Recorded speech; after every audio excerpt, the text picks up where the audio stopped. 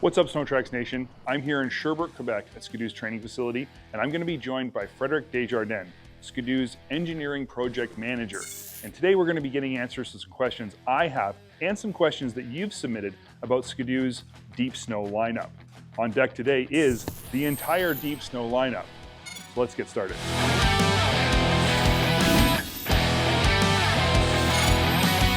So Fred, we're sitting here with pretty much the entire deep snow lineup from Skidoo. We've got a Summit X with Expert package, and a Freeride.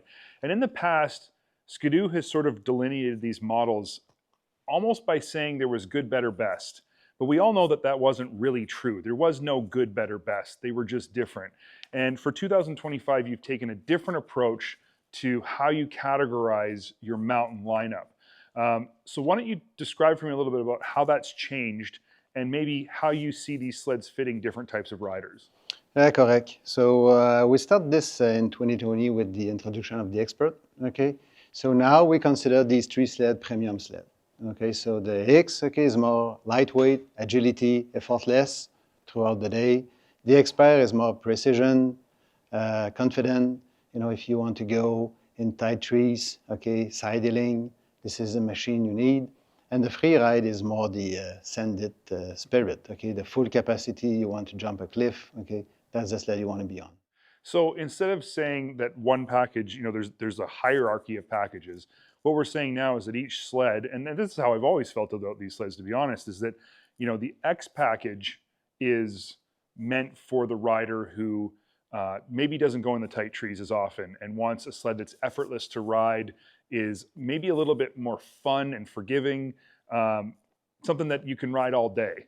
Yeah, that's exact, okay? And so, but at the end of the day, you can also go in tight trees with it. But if you want to explore, okay, have long day riding without having your shoulder sore at the end and be able to go the next day, that's the sled you want to be on. Then you move to the Expert. If you're more of a sort of technical tight tree rider, we see a lot of that these days in the videos. Yes. Going places where no snowmobile looks like it should ever be able to go. Correct. You get ultimate precision, predictability.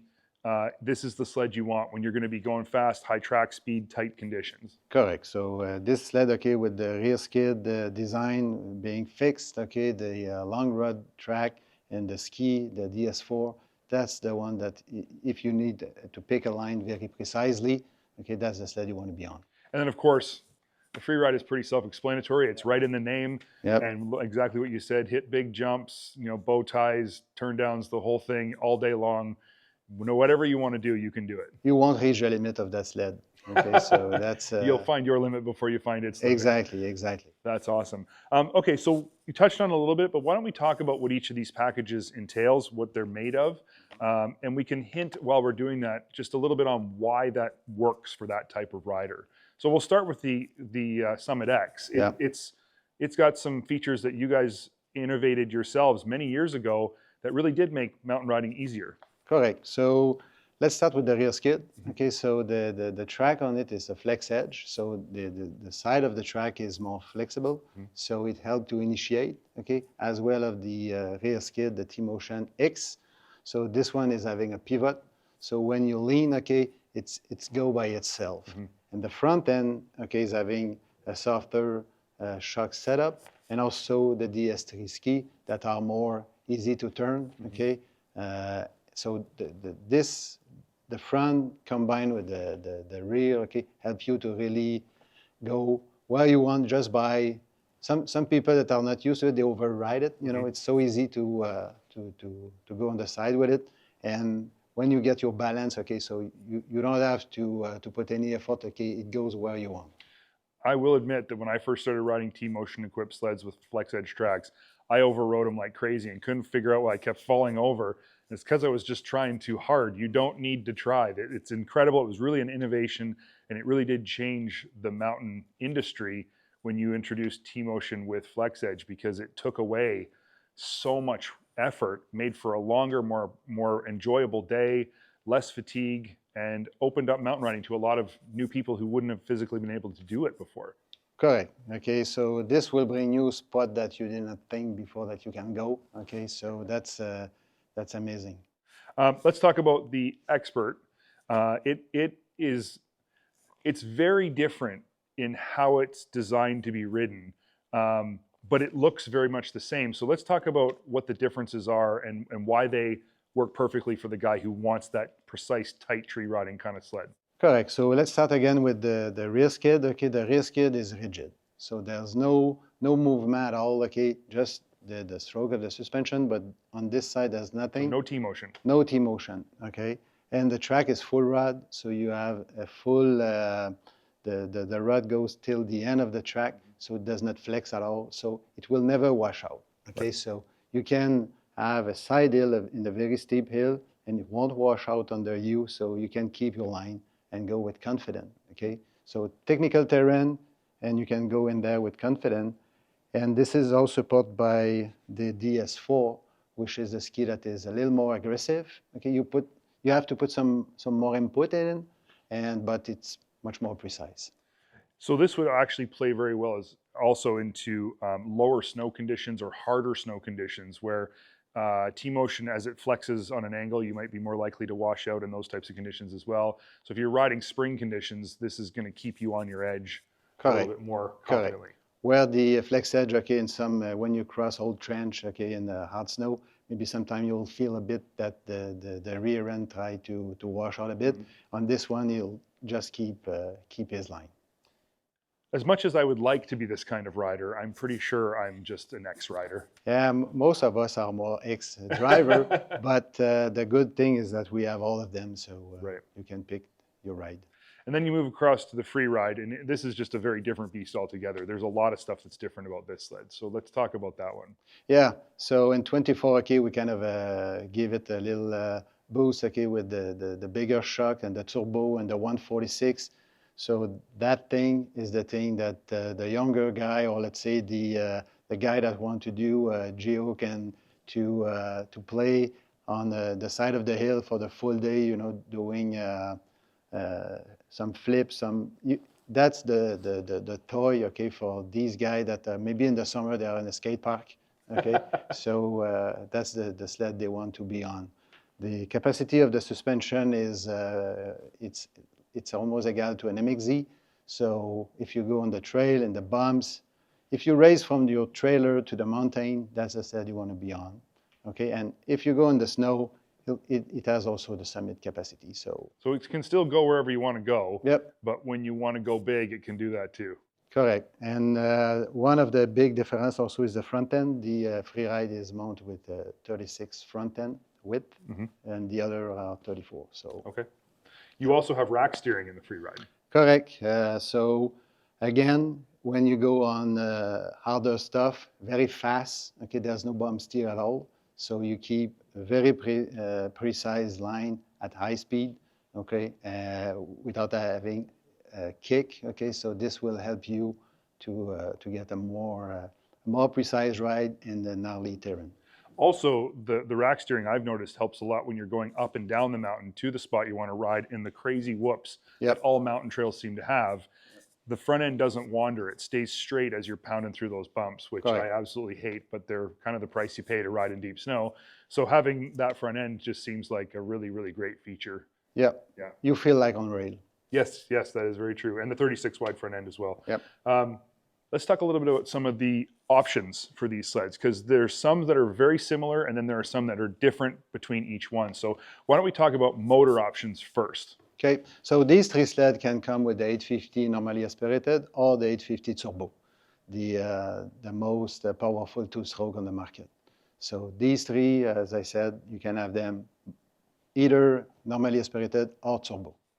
And the turbos, I just want to specify this, mountain guys know, but there'll be trail guys who watch this. The turbo on the mountain sleds does not have the methanol injection system. It is straight up just regular induction. Correct, because of the profile of a normal mountain driver. Okay, if you on the lake, you know, with an MXZ, that's normal that you can keep the throttle for wide open for 1 minute, 2 minutes, up to 3 minutes. So this is why we need the ethanol at the MXZ. But at the mountain, if you hold it wide open for 2 minutes, okay, you're gonna be somewhere in the sky. So it's almost impossible. So the duty of a normal mountain does not call for that injection. Very interesting.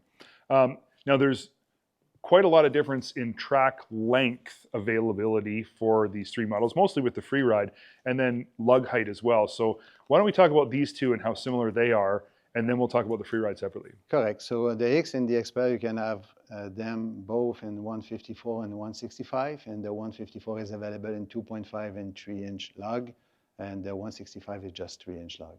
Very good.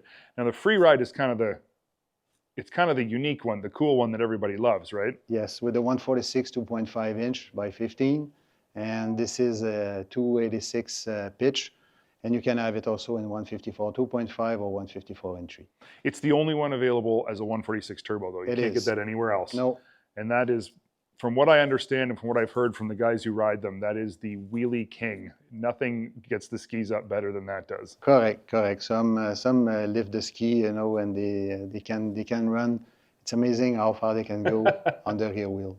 None of these sleds are higher level than the others. They're all on the same level, just different. So the traditional way to think about it, the way people thought about it before, was that you went Summit X, add the Expert if you want a better sled, and then the Freeride always had kind of its own persona. So it never really confused me from that perspective. But the X and the Expert were two sleds that I think most people looked at and said, well, I want the best, so I buy the Expert. But that could be a mistake for a lot of people. Correct. And you know, these two sleds are they have a different behavior, but they are both premium sled, okay?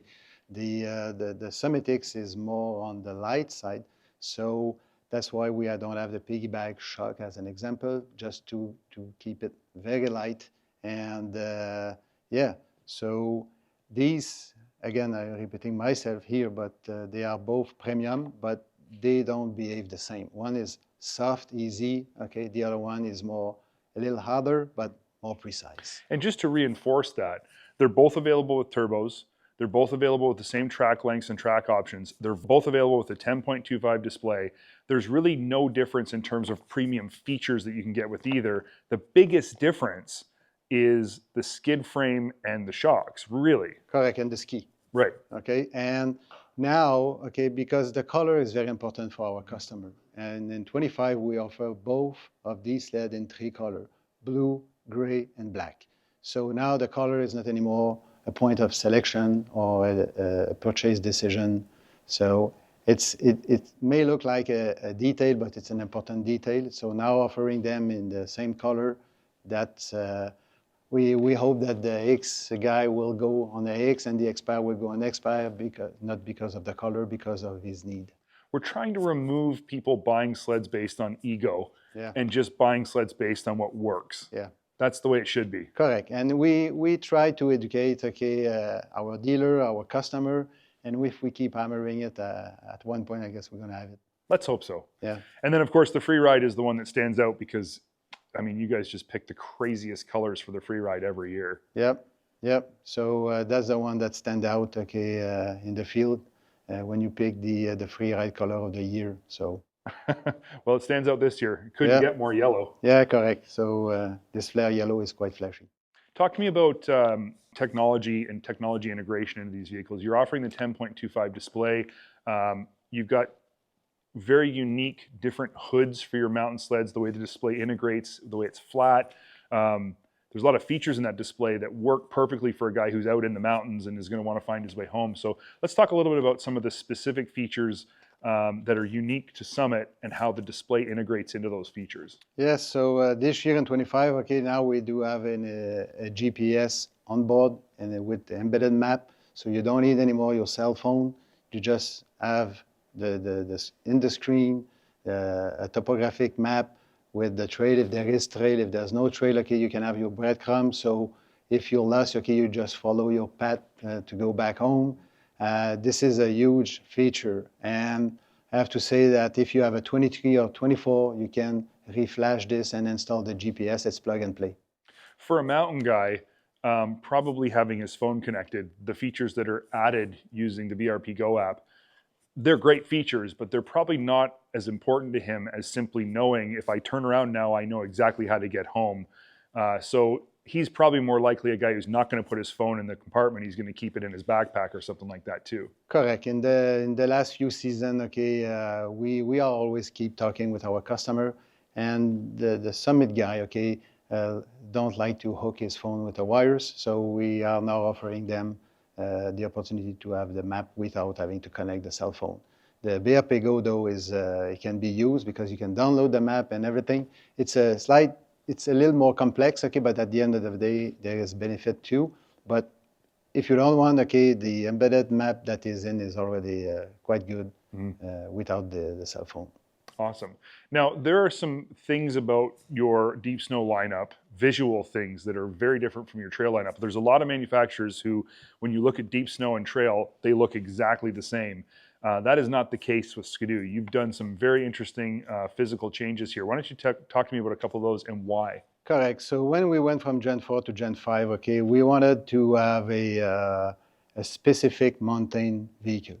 So we didn't want to compromise on the width of the sled to protect the wind for the trail guy, okay? And a simple example is the lighting, okay? We know the trail people need strong light, okay? For sure you need light on the mountain vehicle, but it's not as predominant as in the trail because most of the people are riding during the day, and if you go back in the evening, the capacity of these lights are great, okay? There's no worry, you will have capacity enough, and typically you go slower with a mountain machine than a trail machine. So this is a good example, and these light, okay, versus a trail light, it's 2.5 pounds lighter. So this is an example of no compromise for mountain, as well as the clutch cover. We know our mountain customer that like to play with the weight, okay, they always have their own specific clutch setup. So it's easy to remove the side, okay, you have nothing in your legs when you want to play with your clutches, adjust your belt deflection. So this is also things that show no compromise.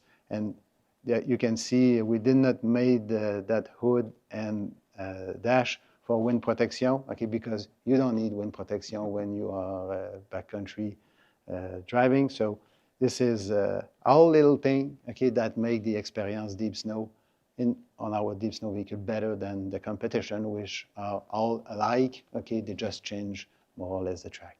The other thing we talked about earlier is having the display flat like that, having there be no parts that stick up high. When you do need to roll your sled over to get it unstuck, there's nothing to break. There's nothing to get snapped off. Exactly, you just roll them over, yeah. Okay, and there's nothing that will break. Okay. I remember the first time I did that, I felt really guilty, but I'm getting more comfortable with it. Yeah, we all. So I think I was just having a thought here where you were mentioning that you don't need wind protection in the mountains, but if you're riding a free ride, sometimes you're coming down a cliff fast enough in the air that you probably could use some wind protection, but maybe it's okay not to have it at that moment. Yeah. Let's talk about the different power packages. We've got the turbo. Obviously, it's the beast, but the 850 is still a very serious motor setup. And when you combine shot with the 850, you get a very light snowmobile. Yes, and you know, that engine was introduced 7 years ago, and it's still the benchmark in 850 class. Okay, so we have 165 horsepower, a very, very good response, good punch. Yeah, so it's still a very, very good motor for an NA, and the NA gives you more lightweight feels. Okay, for sure you're short in power versus the turbo, but it's quite good. I like the fact that you talk about the shot, okay, because we kind of forget about the shot.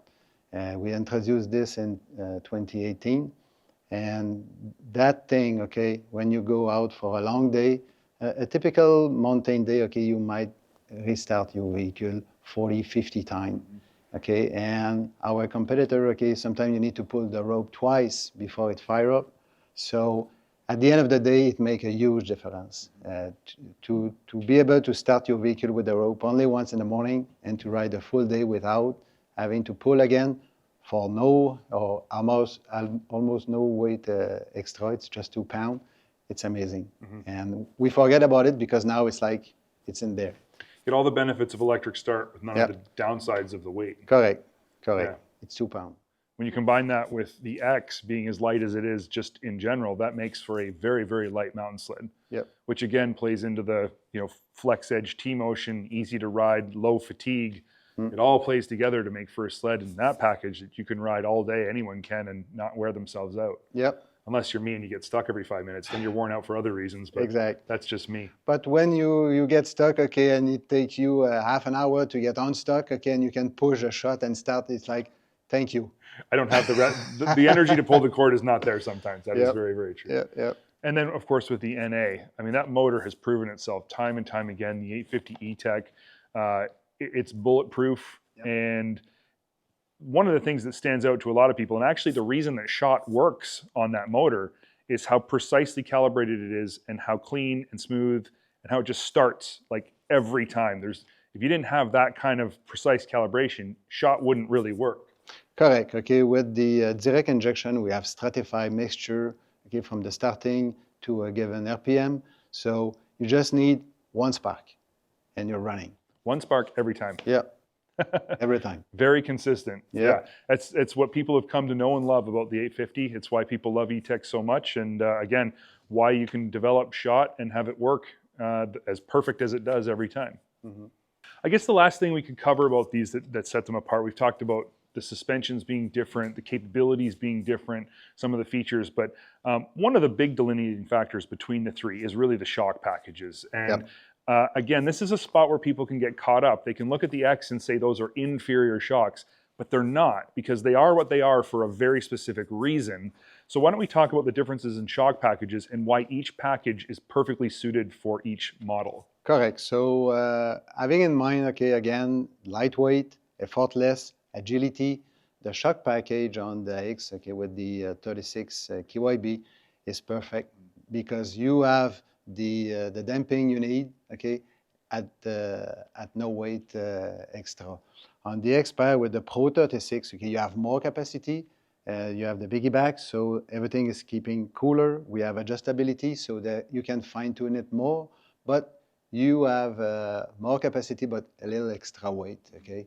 So versus the X. On the rear, we also have the piggyback on the rear where you can also adjust it the way you'd like it. And they're 3-position adjustable. Correct. Right. Correct. It's 3-position now on all our sled that has clicker. We came with 3-position.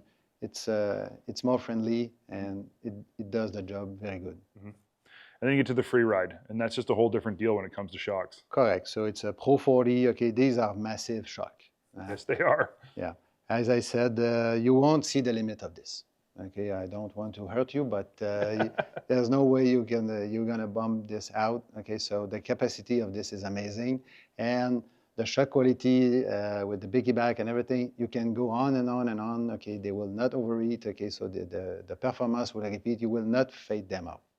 Now, on the Freeride, the Pro 40s, they have larger shock shafts as well. So in terms of durability, they're through the roof. Like you said, you'll never wear them out, but you also will never bend one, no matter how hard you try. And you also get piggybacks and then clickers all the way around. Correct, on the 4. And so you can tune that thing to be as serious as you want, or you can tune it back to be a little softer. Maybe you want to do that for the ride home, or maybe you just want to go for a more mellow day in the deep snow and you don't want it to be so stiff. You can set that up however you want it. Exactly. Very versatile. Yep. Fred, thank you so much for sitting here and explaining the lineup of Ski-Doo's mountain sleds for this year and helping us understand each model and how each of them are premium in their own right, and they're just meant for different types of riders, not different levels of quality. I hope you guys have enjoyed this video, and I hope it's answered as many questions for you as it has for me.